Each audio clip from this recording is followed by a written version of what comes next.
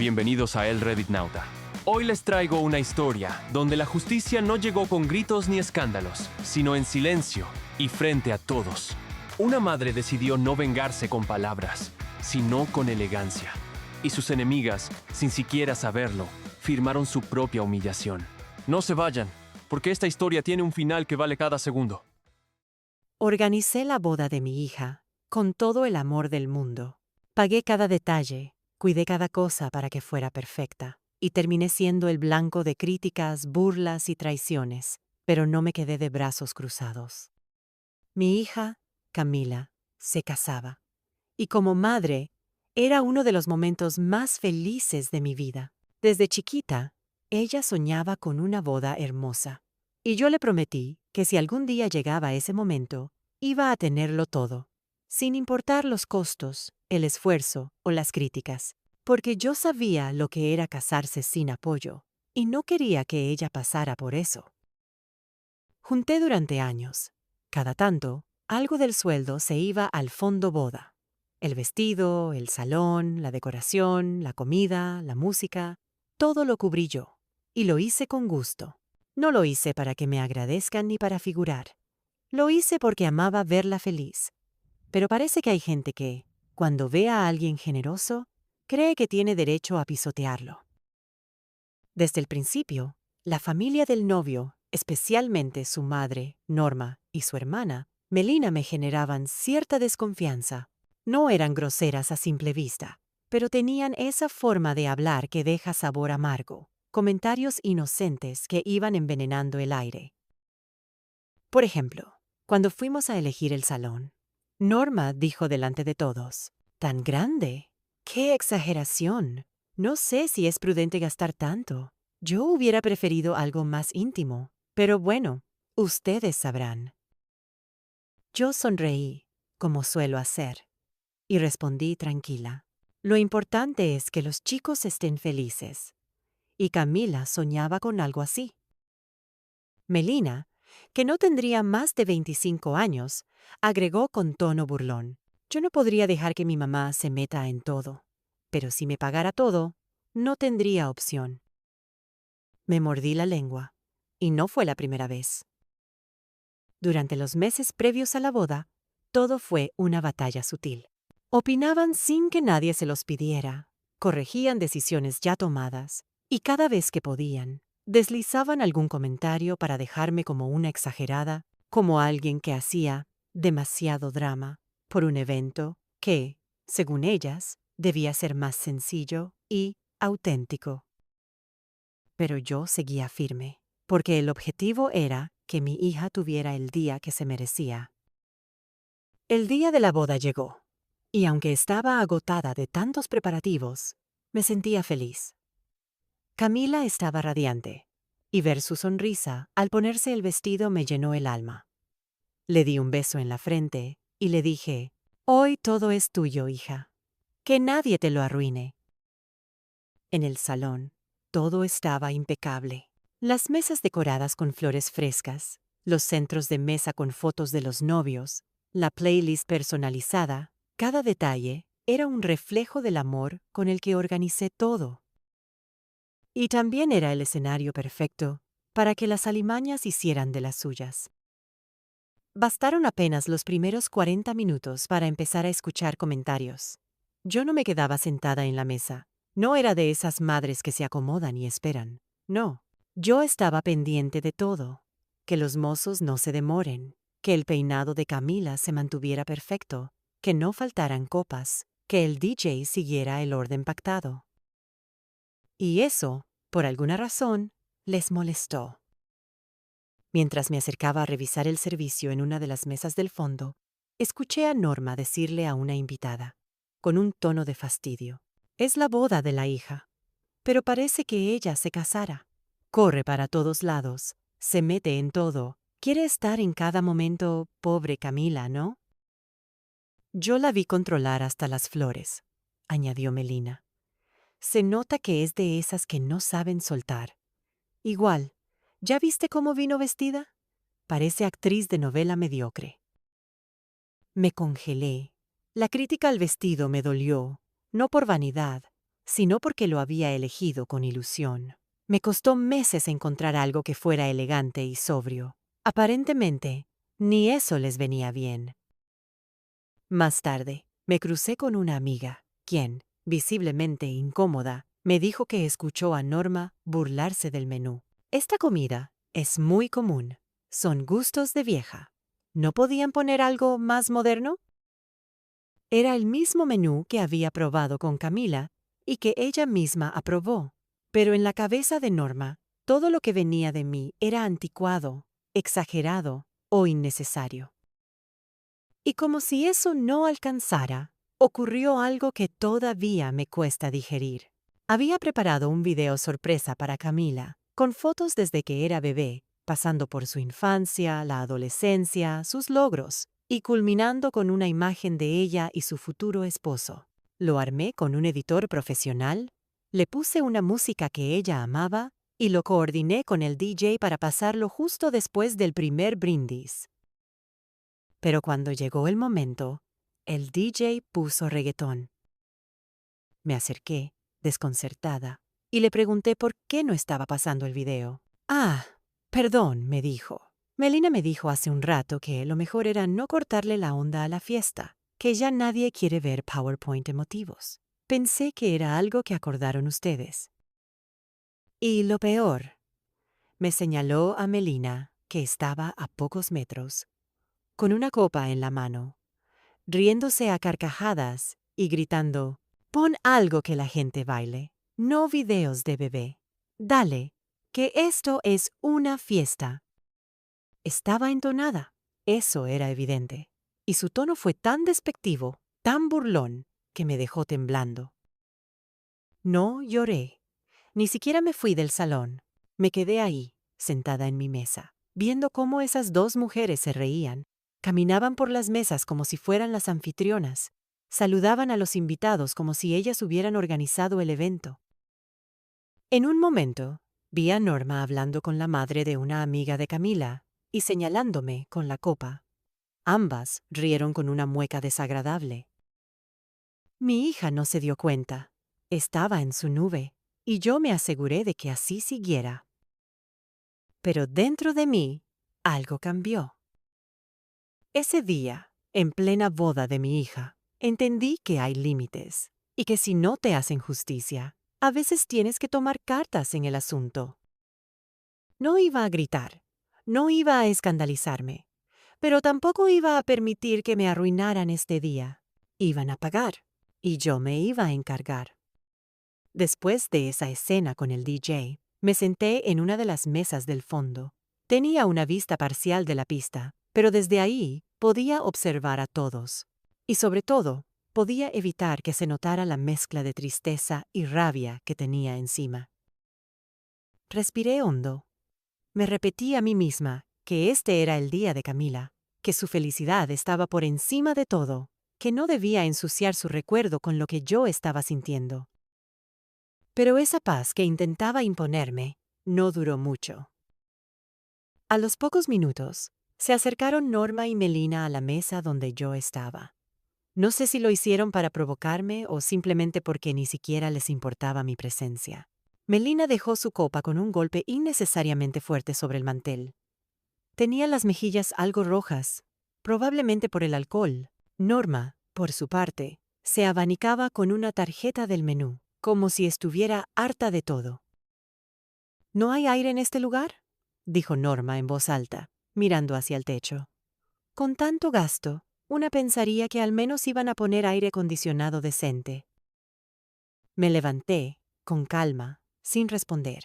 Fui directamente a hablar con el encargado del salón para verificar la ventilación, pero el comentario ya había quedado flotando en el aire, como un escupitajo disfrazado de crítica constructiva. Cuando regresé, las dos seguían ahí. Ahora, Melina estaba hablando con una pareja joven que apenas conocía a los novios. Estaba relatando con tono de chisme, exagerado como la madre de la novia, es decir, yo se había ocupado hasta del peinado y hasta de los pasos del vals. Ni te cuento, la vi corriendo por el salón, como si fuera la wedding planner. pero sin cobrar, dijo riéndose. Seguro que tiene un cronograma pegado debajo del vestido. La pareja se rió. Yo no. Apreté los labios y me volví a mi asiento, fingiendo que no había escuchado. Pero cada frase me iba dejando una marca. Luego se acercó una señora mayor que era tía del novio, con una sonrisa amable pero incómoda. Se inclinó hacia mí y susurró: «Mijita, no te lo tomes a mal, pero Norma está diciendo que la comida está un poco anticuada, que son platos como de cumpleaños de señora». Yo probé el risotto y estaba muy bueno, ¿eh? Pero por si acaso. La miré a los ojos y asentí. Le agradecí el comentario con educación, pero por dentro estaba harta. Me levanté de nuevo, esta vez no para resolver nada. Fui al baño, me lavé las manos con lentitud, respiré hondo y me miré al espejo. Estaba cansada, sí, pero no derrotada. Y no iba a dejar que me trataran como un estorbo en un evento que yo misma pagué, preparé y soñé durante años. Ahí fue cuando decidí que, si ellas se sentían con derecho a burlarse de mí, yo también podía hacer algo. No soy vengativa, nunca lo fui. Pero hay un tipo de justicia silenciosa que no necesita gritos ni escándalos. Una que ocurre delante de todos, sin que nadie sepa que fue provocada. Volví al salón con otra actitud. Ya no estaba herida, estaba concentrada. Durante el brindis, mientras los novios decían unas palabras y los invitados aplaudían, yo me acerqué a uno de los mozos de confianza, Marcelo, a quien conocía de otro evento. Le pedí un favor especial. ¿Podría servirme a mí el postre que va para la mesa 3? Quiero probarlo antes. Esas señoras son complicadas. Marcelo sonrió con complicidad. Claro, señora. Usted me dice. No necesitaba probar el postre, por supuesto. Pero ese fue mi primer movimiento. Necesitaba tener control sobre esa mesa.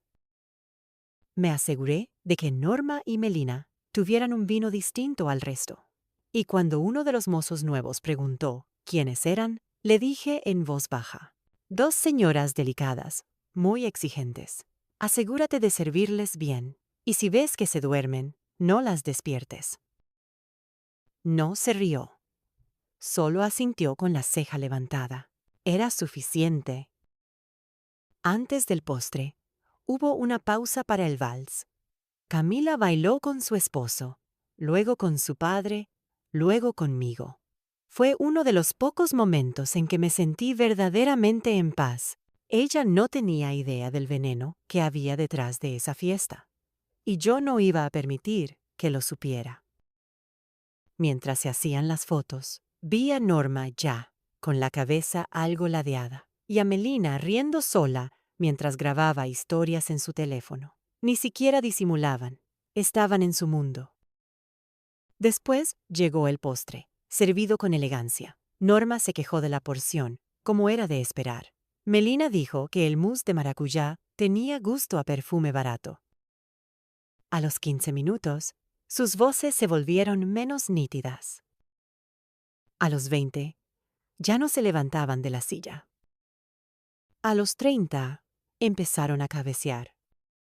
La fiesta seguía a todo ritmo, pero Norma y Melina ya no estaban al 100%. Primero, Melina dejó caer la copa, que se rompió en 1000 pedazos. Nadie dijo nada. Ella solo se rió, fingiendo que era una torpeza sin importancia. Pero yo la observaba con atención. Minutos después, Norma se quedó callada, con la mirada perdida. Su rostro, que antes buscaba imponerse, ahora parecía derrotado, aunque nadie decía nada. Los mozos, al verme, me guiñaban un ojo cómplice. Sabían que algo pasaba, pero no preguntaban.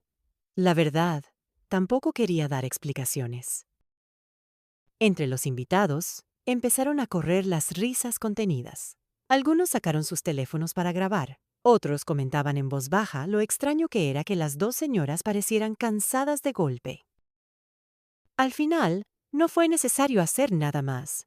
Norma y Melina se quedaron dormidas en plena mesa, como si hubieran perdido la batalla contra el cansancio, o como algunos pensaban contra el alcohol. Cuando despertaron, ya había terminado la fiesta. La música había cesado, las luces apagadas y los invitados casi todos en casa. La sorpresa fue ver que sus videos durmiendo habían circulado entre los asistentes con comentarios que no dejaron lugar a dudas. ¿Se quedaron dormidas por borrachas? ¿O no aguantaron la fiesta? Me mantuve alejada de ellas, pero sentí una satisfacción silenciosa. No por el daño en sí, sino porque la justicia, aunque callada, había llegado. Mi hija nunca se enteró, y para mí eso fue lo más importante. Cuando Norma y Melina despertaron, el salón estaba vacío. La música se había detenido, las luces apenas iluminaban la estancia, y el silencio reinaba en cada rincón. Parecía que habían pasado horas, y, en cierto modo, así era. Se miraron confundidas, incómodas, sin saber qué había pasado. Intentaron levantarse con dificultad, tambaleándose, mientras trataban de recomponerse ante las pocas miradas de los empleados que aún quedaban recogiendo lo último. Pero no era solo el cansancio lo que cargaban, era la humillación. Apenas encendieron sus teléfonos, los mensajes comenzaron a llegar. Vídeos donde dormían profundamente, incluso roncando, en plena boda. Alguien había captado justo el momento en que se encendieron las luces de la pista durante el brindis final, cuando el DJ los llamó al frente para unas palabras. El hijo de Norma, el novio, las había buscado con la mirada. Las cámaras estaban listas, pero ellas estaban desplomadas en sus sillas. El foco les dio de lleno en el rostro, y ni siquiera se movieron. Las risas no se hicieron esperar. Entre los invitados corrió la incomodidad primero y después la burla. Comentarios como: se quedaron dormidas por borrachas. La mamá del novio no dijo ni una palabra, solo roncó. Papelón total. Todo estaba ahí, en sus celulares, en las conversaciones privadas y, en algunos casos, también en las historias de Instagram. Y lo peor, para Norma, vino después. Su hijo, apenas terminó la fiesta, la enfrentó. En el estacionamiento del salón, delante de Melina, le dijo con tono bajo pero firme, cargado de vergüenza: «Mamá, ¿por qué tomaste tanto? ¿Tanto que insististe en hablar al final y desapareces justo en el último brindis? ¿Tenías que dormirte en plena fiesta? Todos se rieron cuando te llamaron. Te apuntaron con la luz y estabas tirada en la mesa como si nada». Norma no supo qué decir. Melina trató de justificarlo, que estaba cansada, que el vino estaba fuerte, que el día había sido largo. Pero él no quiso escuchar. «Camila está dolida, y yo también. Hiciste el ridículo delante de toda mi familia. Esto no era solo una fiesta, era importante para mí, y ni siquiera pudiste estar presente». Norma bajó la cabeza. Melina miró al suelo. Y yo, a la distancia, lo vi todo. No fue una venganza con escándalo ni gritos. Fue más efectiva que eso. Fue la consecuencia de sus propios actos. Yo no dije una sola palabra. Solo me acerqué a Camila. Le arreglé un mechón de cabello que se le había soltado y le sonreí. «¿Estás feliz, hija?», le pregunté. Ella asintió, con los ojos brillantes. «Mucho, mamá. Gracias por todo». Y entonces supe que, a pesar de todo, la noche había terminado como debía. Esas víboras tomaron de su propia medicina, o, mejor dicho, de la mía. Si te gustó esta historia, no olvides dejar tu like, suscribirte al canal y activar la campanita para que YouTube te avise cada vez que subimos un nuevo relato. ¿Alguna vez presenciaste una venganza silenciosa como esta? Te leo en los comentarios. Gracias por acompañarme hasta el final. Soy el Reddit Nauta y nos encontramos en la próxima historia.